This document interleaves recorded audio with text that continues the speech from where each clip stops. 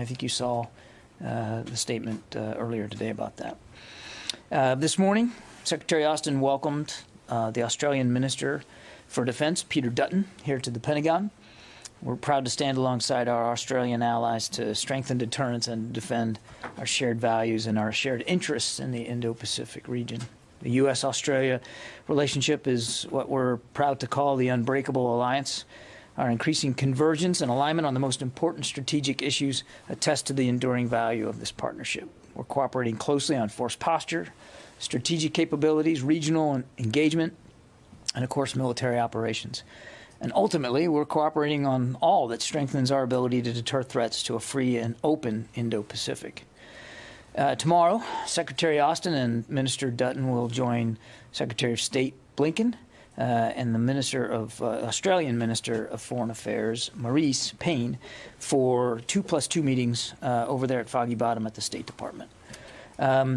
Also this week, the Navy completed a new milestone, the first aerial refueling of an F-35C Lightning II aircraft by an MQ-25 unmanned platform on Monday. The milestone is significant because unmanned tanking capabilities will free up the Navy's strike fighters that are currently carrying out the tanking mission, delivering greater range and then endurance for the carrier air wing to execute missions. Once operational, MQ-25s will refuel every receiver-capable carrier-based aircraft. And then finally, more on schedule for the Navy, the Secretary of the Navy and the Chief of Naval Operations are hosting more than 100 international delegates, including heads of navies and coast guards, in person and virtually at the U.S. Naval War College up in Newport, Rhode Island, for this year's International Sea Power Symposium. The symposium provides a forum for dialogue between international navies and coast guards to bolster maritime security. And with that, we'll take questions. Bob. Hey, John, thank you. I have a question for you on the August 29th drone strike in Kabul. Yeah. Was that vehicle tracked and targeted because of its activities and the belief that it was carrying explosives, or was it tracked and targeted because the driver was believed or known to be an ISIS operative? Yeah, Bob, as you know, Central Command is continuing to assess this strike, and I just don't want to get out ahead of their work on this. So you can't say what the reason for targeting it was in the first place? I can't speak to that at this time. I'm going to let CENTCOM complete their work and then and let them speak to what they find as a result of that. I think that's the best course right now. Jennifer.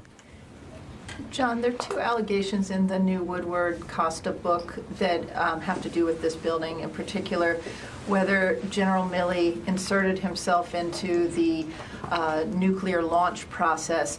Is there anything unusual that you've seen, or that is the Defense Secretary concerned about the reports that General Milley inserted himself into tried to stop the president at the time from having the ability to launch nuclear weapons? Can you explain how the process works? And it's been explained to us that he went through, reviewed the procedures, and that he told them that he should be on any conference call with the president, that's part of the procedures. Is that part of the nuclear procedures? I'm confused.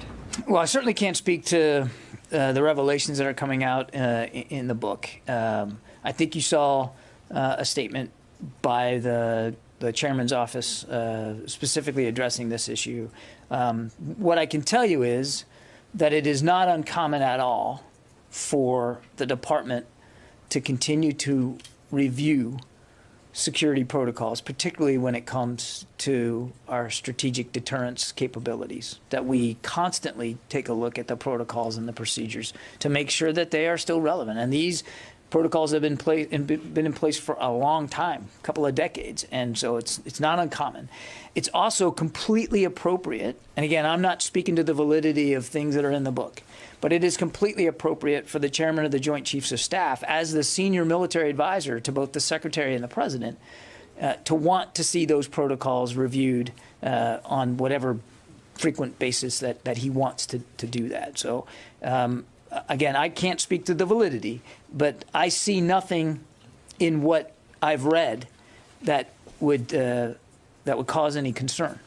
What is the chairman's role in terms of the nuclear launch if there were a nuclear launch by the president? Well, the chairman is the key military advisor to the president, to the commander-in-chief.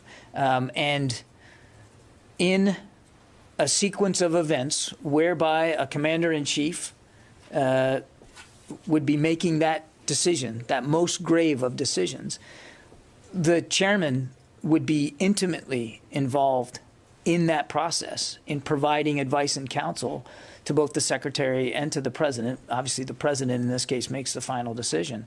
And, you know, by statute, by law, he is the prime military advisor to the president. And this would be a military decision of profound proportions here and importance. So he would be absolutely involved in that process, soup to nuts.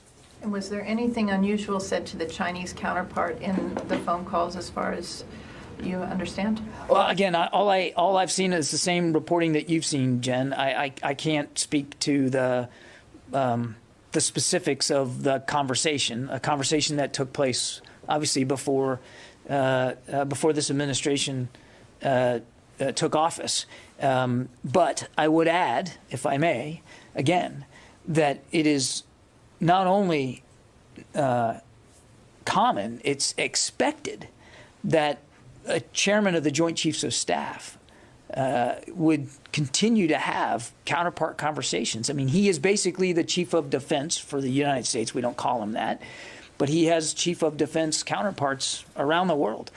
And having worked for a chairman myself for quite a bit, I can tell you frequent communication with two countries like Russia and China is not atypical at all for a chairman of the Joint Chiefs.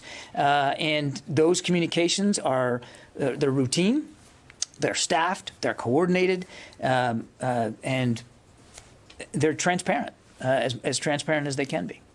Would it also be routine in these counterpart conversations if the United States was planning to strike one of these locations for the chairman to inform his counterpart that the U.S. was about to strike, as is quoted in the War Yeah, Book? again, I'm not going to get into the confirming or speaking to details in question, reported. Though. Would that be a common part of these conversations? Is if the United States was planning to conduct a strike on a location, right, would the chairman then call his counterpart to alert them to an incoming strike? Without speaking to that hypothetical, what I again would say is that these parts of the value, a part of the value of having these communications, particularly with countries like Russia and China, with which we are experiencing tension, is to try to reduce the risks of miscalculation and conflict, to try to take down tensions, to make clear what our national security interests are on you pick the issue. And that's the communication channel between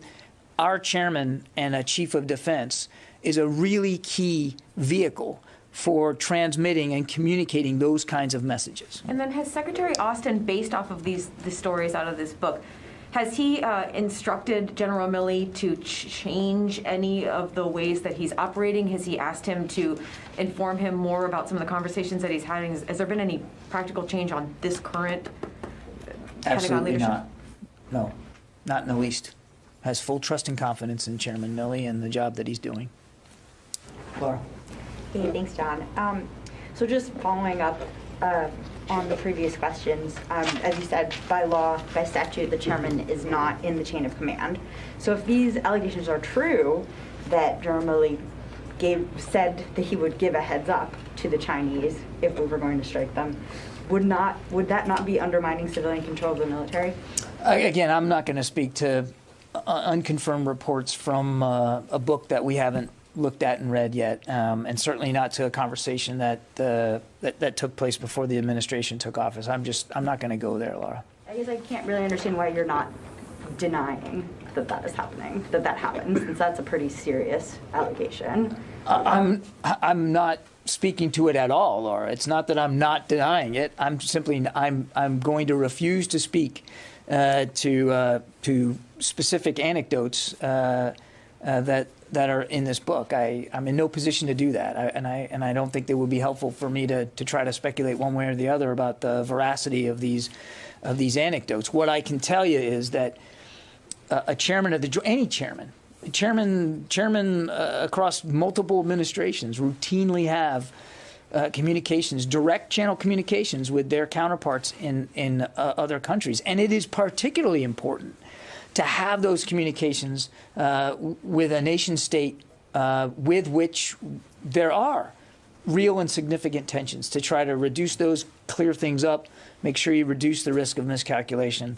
And I think you saw in the statement that the chairman's office that they put out earlier today that's exactly what was behind the context here for this particular call, which took place at a difficult time in our nation's history in this particular transition. And sorry, just to follow up on that point, Secretary Miller, acting Secretary Miller, told Fox News that he did not authorize the call.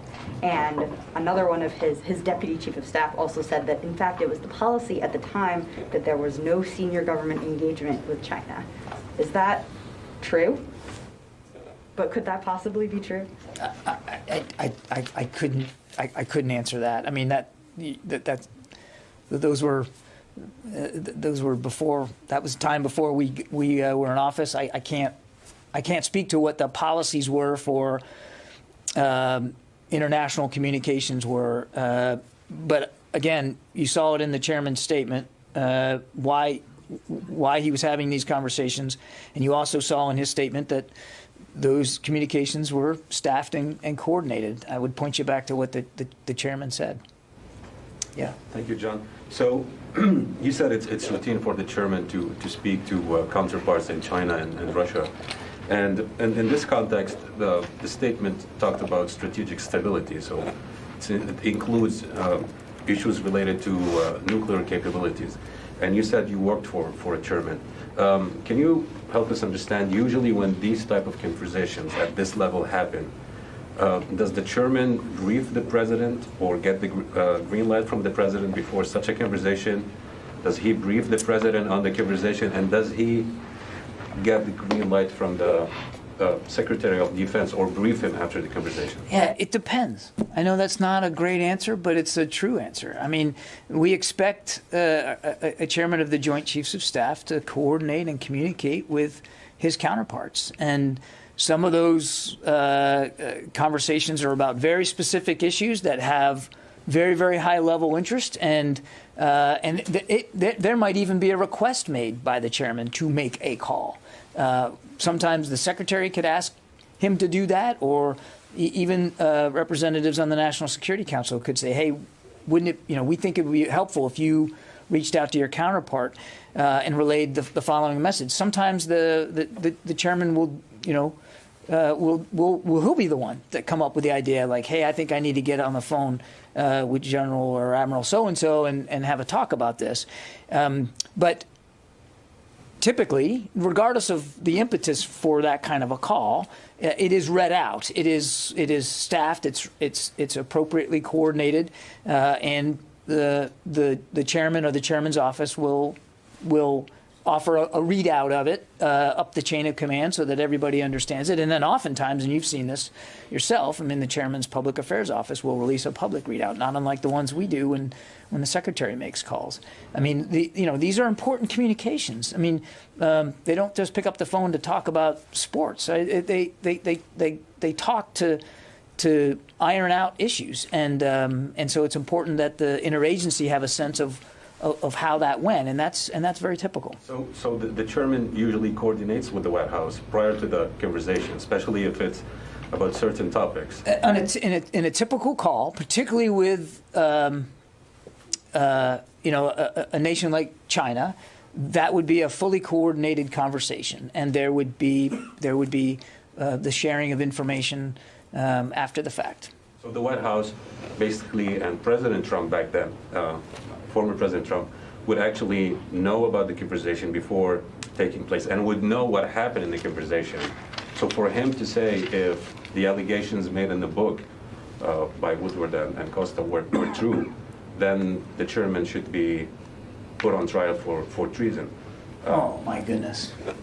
These are not my words. These are Look, I can't speak to processes before this administration took office. I just can't. I as much as I know you'd like me to, I just can't do that.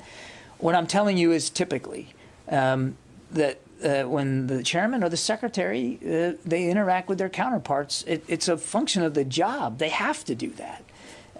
That these conversations are properly coordinated. That's the way it goes. Now, is every single interaction written down and sent in a memo? Probably not. But ones that are that are of consequence, and they almost all are. They are fully coordinated. I can't speak to processes, previous to January 20th of this year. I can just tell you that how we're approaching the issue in this administration. Thank you. Let me get to the phones. I haven't done that yet. Jeff Shogel. Thank you. I know the Biden administration aspires to be as transparent as possible. In that spirit, would it be possible to get a transcript of General Milley's October 30th conversation with his Chinese counterpart, especially noting that the previous administration released a transcript of President Trump's conversation with President Zelensky. So I'm hoping that this administration can be just as transparent. Jeff, I'm certainly not going to sign us up to releasing transcripts of conversations that occurred before we took office, and I can't do that. I'd refer you to the chairman's office if you want more context on that, but we're not in a position to do that. Abraham. Yeah, thanks, John. I wondered if I could talk about the bilateral relationship with Australia. If that's all right, a couple questions. Could you talk about, given Chinese aggression in the region, why Australia is so strategically important in the partnership? And also, can you address a little bit the evolution of the partnership, the training and fighting together with Australia? It's been a long history that we've had with Australia. I think you know that. There's a whole corridor here in the Pentagon dedicated to our relationship with Australia and with New Zealand as well. They're a key ally and partner in the Indo-Pacific region. They have, in the past, they've hosted rotational deployments of U.S. troops, Marines specifically, and of course we operate routinely with their military in the region and elsewhere all around the world. It's an exceptionally close relationship, and the Secretary is committed to, as he made clear today with Minister Dutton, to improving and strengthening that relationship going forward. But is China now prompting a strengthening and evolving of that relationship because of their aggression? I think without question, Abraham, that the kinds of aggressive activities that we're seeing out of China and the Indo-Pacific region is causing all of us, the international community, not just the United States, to make sure that we're focused appropriately on that behavior and on making sure, as I mentioned in my opening statement, that we are all not only committed but helping to further what we call a free and open Indo-Pacific. Thanks, John. Jim. Just to jump on that a little bit. This morning, Defense Minister Dutton said that the situation in the Indo-Pacific was deteriorating. Does the U.S. DoD agree with that? We certainly share the concerns that the minister has about, about the aggressive behavior, the coercive and intimidating activities that the Chinese are making throughout the region, not just militarily, but diplomatically and economically as well. And it's got everybody concerned. And that's why the Secretary has said that he considers the number one pacing challenge for this department to be the PRC. And we're going to stay laser focused on that. And our relationship with Australia, to Abraham's question, is a key part of our ability to continue to maintain that focus and to make sure that we and our allies and partners are properly postured to be able to push back appropriately and to help ensure a free and open Indo-Pacific. Let me get back on the phones here.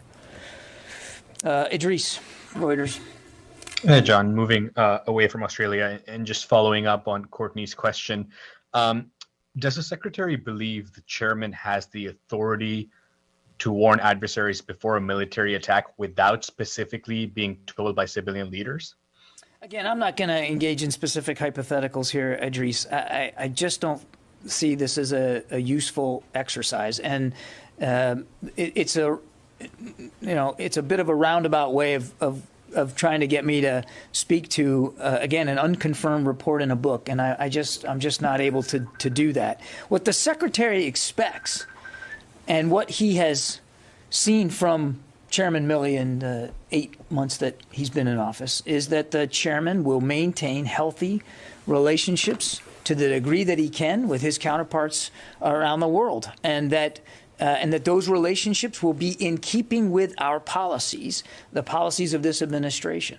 And he expects that the chairman knows how to manage those relationships and to have those communications, and that he'll be transparent about it with the secretary, and he has been. Can I ask a follow-up? Sure.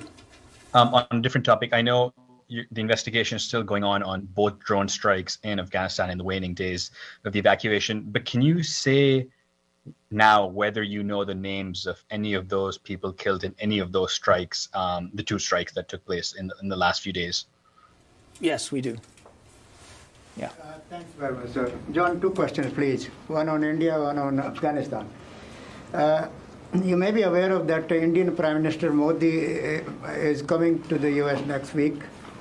If anything going on in the building as far as the U.S.-India military-to-military relations are concerned, because this will be his first visit under this administration. I don't have anything on the schedule to announce today, but I'm sure if we do, we will. And second, on Afghanistan. Again, the question is, first of all, of course, Afghanis are still thanking the U.S. and the military for protecting them. And second, you think... Wait. The Taliban are thanking the United States for protecting them? Is that what you said? Military and the U.S. military for protecting for the last 20 years. They are very thankful to. Yes, sir. And second, you think Afghan government or officials had misled the U.S. or military as far as Kabul falling down so quickly, or corruption played the role, or they misled the military? Do we think the Afghan government misled us? What I would say is that certainly nobody predicted the fall of the government in as quick a fashion as it happened. And the same could be said, I would say, for the manner in which Afghan forces did not fight longer and harder to defend their nation. Nobody predicted that rapid fall, and that rapid fall precipitated a series of events, obviously, that we've all been witness to over the last month or so. There'll be a time to dissect the specifics of this, and I know we will. But again, it all transpired in a lot more quick fashion than we had predicted. Thanks, sir. Yeah, David. Everybody keeps saying there's going to be a lessons learned and after action. Has any formal inquiry, review, anything formal begun? I mean, who's doing this? I don't know what you want to hear by way of formal, but the secretary and the chairman have asked department leaders to take a look at the last month or so and to gather lessons learned. And they are doing that. So whether it's a formal investigation or something like that, a 90-day due date on a report? I don't know of a specific due date, and there wasn't a formal written tasking. It's just kind of the DNA here at the department that we're going to, as we always do, and you heard the secretary speak to this himself, we always do this. Take a look at doing after action. And you don't have to sign that out with a memo. You don't have to issue a deadline. It's just normal practice, and that kind of thinking is going on right now. Well, there's a difference between after-action reviews and things that appear in, staff command college magazines 6 years later. That's not what we're talking about. I mean, there are the department is taking a look right now at how things went over the last month during the evacuation, and I'm sure we'll learn some things. I also think, but expect to see that? I don't know, David. I can't commit to some sort of public report about this. But what I can tell you is that we'll certainly be as transparent as we can about what we learn.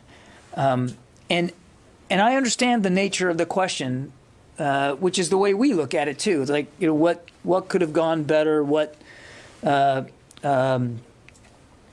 things need to be or could have been improved? And certainly, no institution is more used to looking at itself in that vein than the Department of Defense. But I also think it's important in it that it doesn't get lost that 124,000 people were taken out safely.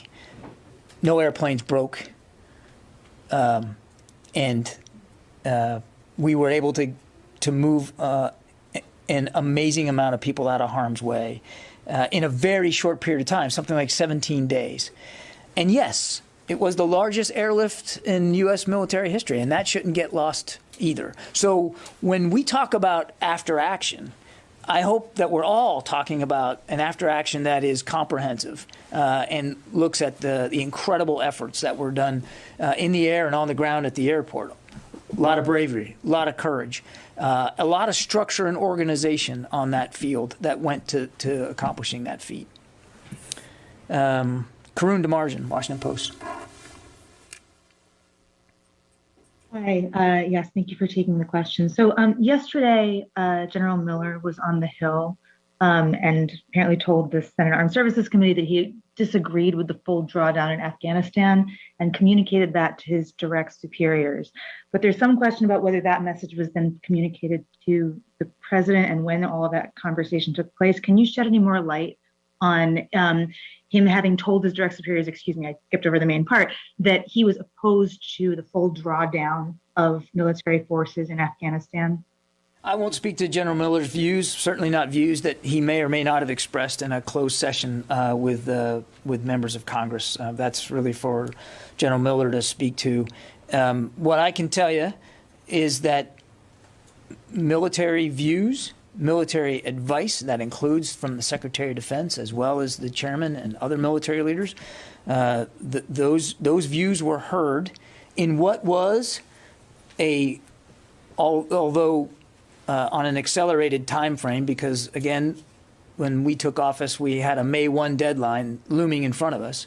But what was, with the exception of moving at an accelerated pace, a very normal national security decision-making process where the deputies of agencies got together on a routine basis, the principals of agencies got together on a routine basis and reiterated and talked this stuff through, and where the president was given advice and counsel, not just from this building, but from other agencies across the government to help him formulate what ended up being his opinion and his decision. A very normal process was had. Yeah. John, on a procedure question, what are the legal implications of a military leader or a commander refusing to execute the president's command of a strike or halting the command of a president about a strike? The president's the commander-in-chief, and all lawful orders by the commander-in-chief need to be obeyed. And if somebody refuses it or halt it, or let's say telegraph it to the one who is going to be striked, then what's the result? I think it's going to depend on the situation. You have an obligation when you join the military to obey all lawful orders. You don't have an obligation to obey unlawful orders. And I'm not going to speculate about, I think what you're trying to get at is the anecdote in the book. And again, I'm just not going to go there. But lawful orders by the commander-in-chief have to be obeyed. Are they unlawful orders by the commander-in-chief in any fashion? There can be unlawful orders issued by anyone in the chain of command. Okay, and then the other question on Syria, I have another. There are reports coming out of Syria saying that the U.S. has asked or it is trying to recruit only Arab force in Hasaka, in northeastern Syria, to take the security control of the entire province of Hasaka. Are you aware of that? The coalition? I've not seen that report. I can't speak to that. Jenny? Thank you, John. On the North Korean ballistic missile launches, did the United States detect North Korean ballistic missile launches in advance this time? I won't speak to intelligence assessments or our monitoring capabilities. And how is the United States missile defense system responding to North Koreans' ballistic missile defense? It's not about responding to a particular launch. It's about making sure that our missile defense system, wherever it's deployed, is effective and capable. And we routinely test and experiment and try to improve that system on a daily basis. And because the threat is real, and it doesn't just come from one place in the world, so we've got to be ready for all missile defense capabilities. Well, does the United States underestimate North Korea's missile launches because there is no direct threat to the United States? No. In the back there. Thanks, John. Could we just talk about this weekend? As you know, there's a protest coming up. I was just wondering at this point if you had an update on whether there's been any kind of request for the D.C. National Guard, from whom, and if so, what the expectation of what they would be doing will be. I can answer part of your question, Alex. We have received a request from Capitol Police for some assistance for this weekend's protests, scheduled protests. I'm not going to detail the specific request, as is typical. Our policy is to let the agency asking be the ones to speak to the details. What I can tell you is that it will follow the same process that all requests for assistance of the department, when it comes from an outside agency, go through, and that's what we're working on right now. We're doing the analysis. We are in receipt of it. We're analyzing it, and if it can be validated and supported, we'll do that, and we'll look at the sourcing inside the department as to what's most appropriate. How many personnel would that be? Again, I'm not going to get into the details of what the request is. Could you say broadly whether it's more of a law enforcement capability, or in the past, for example, they've been asked to just, like around the inauguration, just to do traffic control? Yeah, again, I'm not going to talk about the specifics of it. My understanding is that it is not an exorbitant ask. It's not of a particularly large size or major capability. I think it's really more in the form of some manpower support. Yeah. Travis. Since the beginning of August, there have been relatively high number of service member deaths due to COVID, and I'm just wondering if you could confirm. I'm told the number was 17, and I'm wondering if you can confirm the vaccination status of those troops. Were those all unvaccinated troops, or was it a mix of vaccinated and unvaccinated? The 17? I'm not sure where that number comes from. I do not have data on each fatality that we've had because of COVID. I don't have data in terms of whether they were vaccinated or not. Okay. There may have been civilians mixed in with the number I was getting. Well, I mean, there often is. I mean, we've reported out the fatalities, and they are often not necessarily all active duty. But I just don't have the data in front of me in terms of whether they were vaccinated or not. If I could follow up, is there any update on civilian personnel and monitoring for COVID or monitoring for vaccination status? Any kind of timelines or how that process might work? I'm sorry, for what? For civilian personnel? Yeah, I think we're going to be coming out with some implementation guidance here for civilian personnel specifically. What I can tell you for the active duty force, we're just under 88% now have received at least one dosage, and at least one dose, sorry. And since the vaccine mandate, the rates have increased. So an additional 11.5% now have received at least one dose since the mandate, and an additional 5% are now fully vaccinated. That is the intention to monitor civilian personnel as well as to their vaccination status? There will be, as I said, we'll be coming out with some implementing guidance on the civilian side on how that's going to operate. Yeah, Mike. Yeah, John. If the chairman is willing to go around one president he disagrees with, is there a concern in this administration that he might repeat it if he ever has an issue with President Biden? I mean, so what I'm asking is there a trust? What's the trust factor specifically with the chairman and the secretary, since they have such a close relationship by statute, as well as with the president? And a long history together. The secretary has complete and utter trust and confidence in General Milley and in his role as chairman of the Joint Chiefs of Staff. Megan.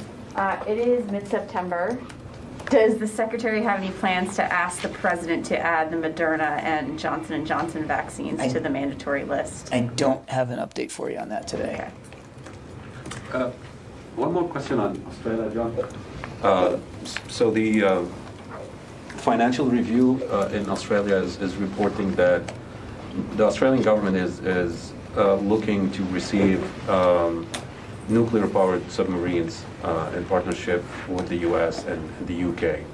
Can you confirm whether this is being discussed and whether a move toward basically giving Australia such a technology kind of undermine China's security and add to the existing tension in the region?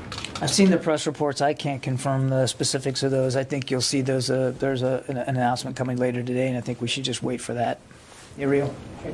I want to follow up on North Korea. Do you have any update on the report about North Korea's cruise launch missiles over the weekend? Can you confirm the report now? This is back to the cruise missile launches. I don't have additional information on that. The reports of a cruise missile launch, is that what you're talking about? Yeah. I don't have any updates for you on that. So you can't confirm anything? That is right. Okay. I cannot confirm the reports. I'm wondering why it takes longer to assess the missile launch over the weekend than the missile launch late last night. Yeah, look, again, without getting into how intelligence is analyzed and collected, there's a big difference between missiles that follow a ballistic trajectory and cruise missiles, just in terms of the way they operate. Therese. Yes. Is there any update on the cases of measles among Afghans here in the U.S., as well as those that are waiting to travel to the U.S.? Is there any update on that? No, nothing really to update. Again, flights have been paused for those 7 additional days, and that started Monday. So we're still in a pause of flights. The individuals who were diagnosed with it continue to be housed separately in accordance with CDC guidelines. And as I said, all arriving Afghans are currently required to be vaccinated for measles as a condition of their humanitarian parole. And critical immunizations like MMR are being administered for Afghans at safe havens on military bases in the United States, and we're soon going to be vaccinating them for measles overseas. But I don't have any updates to give you. Let me go back to the phones here. Tara Kopp. Hi, John. Thank you for doing this. I have a couple of follow-ups. On David's question on the after-action reviews, will there be a similar AAR performed on the hours and minutes before the August 26 attack that killed 13 service members? There typically is an official formal investigation when a service member dies. And then secondly, separate on the drone strike, I followed up after our Monday press briefing with CENTCOM to try and get additional details on what type of investigation would be launched into that drone strike. And CENTCOM provided no additional details, not who's leading it, not what type of investigation, not any sort of deadline. So can you confirm for us there is actually a formal investigation in place and what it will result in? Thanks. Yeah. So on your first question, you're right. Because there were deaths, there has to be an investigation, and that is being done on the Abbey Gate attack. As for the airstrike on the 29th, CENTCOM has initiated a 15-6 investigation into that airstrike, as well as a civilian casualty assessment report, which is also required. And they will take into account all the available intelligence reporting. They'll take into account video footage, subject matter expert analysis, interviews, and quite frankly, they'll also factor in subsequent media reporting. But there's a 15-6 investigation being done, as well as a civilian casualty assessment report. John, one more question, please. Go ahead. Yeah, thank you. Does the North Korean ballistic missile launch violate UN Security Council resolution? It's different with the cruise missiles. Yeah, I mean, a ballistic missile launch by the DPRK would violate numerous UN Security Council resolutions. Cruise missiles do not. Yeah, John, did the 7-day pause have any impact on the 10-day period in Germany when the people were allowed to stay before they have to be sent off? Did they adjust that number and say, we're going to waive that for this amount of time? My understanding is that UCOM is working with German authorities to kind of work their way through that. I won't speak for Germany. My understanding is that their desire, their policy is still 10 days. Right. But we have kept our German allies completely informed about what's going on here with measles and the precautions that we're trying to take. We've been very transparent with them, and I think they're working through that right now. Okay. Alex? There are around 60 aircraft, helicopters, and planes, we understand, from the Afghan Air Force that are in Tajikistan and Uzbekistan, and we've done some reporting on this in terms of the personnel. Do you have any updates on the Afghan Air Force personnel who are in Tajikistan, and what will happen, do you think, to these aircraft? I don't have any updates for the pilots, air crew, and I think some families that might be in Tajikistan. That's a better question put to my State Department colleague. As to the aircraft, as I said the other day, we have numerous options available to explore with respect to the disposition of those aircraft, and we haven't made any final decisions. We're working our way through what those options are right now. Jennifer from the New York Times. Hi, with respect to the Afghans that are in OCONUS locations, do you have even a round sense of how many are there and why it's taking so long for them to move to the United States? Some people have been there for weeks and don't seem to have any sense of when they might go. So we've got, I had broken down by country, but I don't think I have a total.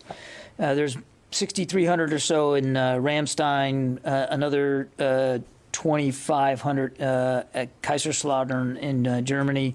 And then there's the next location with the biggest population is in Abu Dhabi with about 2,500 there. And then between Rota and Naval Air Station Sigonella, there's much smaller numbers. So that's about what we've got OCONUS. And each location, we're observing different desires by different governments, and we have to respect those sovereign governments and what they desire in terms of this population and moving them. Right now, because of measles, all the flights are paused. So right now, nobody's going anywhere until we work through this with the CDC. But our goal, absent the measles problem, our goal has been to try to move them as quickly as possible to their onward stations.